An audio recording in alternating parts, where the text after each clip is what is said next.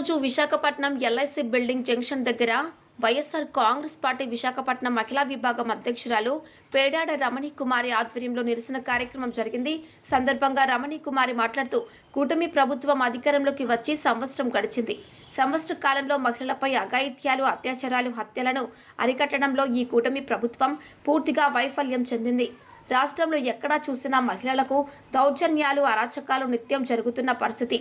TDP ప్రభుత్వం ఏర్పడిన రోజు నుండి రాష్ట్రంలో శాంతి భద్రతలు క్షీణించి గ్రామాలలో ఏ మూలన చూసినా మహిళలపై అత్యాచారాలు, హత్యలు మరియు వేధింపులు, కుటుంబాలపై దాడులు పెరిగిపోయాయి. ఇలాంటి సంఘటనలను పార్టీ తరఫున తీవ్రంగా ఖండిస్తూ ఇకనైనా ప్రభుత్వం ఇలాంటి చర్యలు పునరావృతం కాకుండా శాంతి భద్రతలు కాపాడాలని కోరుకుంటున్నారు అని అన్నారు.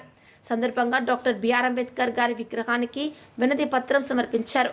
కార్యక్రమంలో మాజీ నగర మేయర్ శ్రీమతి హరి వెంకట కుమారి గారు, కార్పొరేటర్లు, నియోజకవర్గ మహిళా విభాగం అధ్యక్షురాలు, రాష్ట్ర పార్టీ కార్యవర్గ సభ్యులు, నగర జిల్లా అనుబంధ విభాగాల అధ్యక్షులు, రాష్ట్ర అనుబంధ విభాగాల కమిటీ సభ్యులు, వార్డు అధ్యక్షులు, మహిళా విభాగం నాయకులు తదితరులు పాల్గొన్నారు.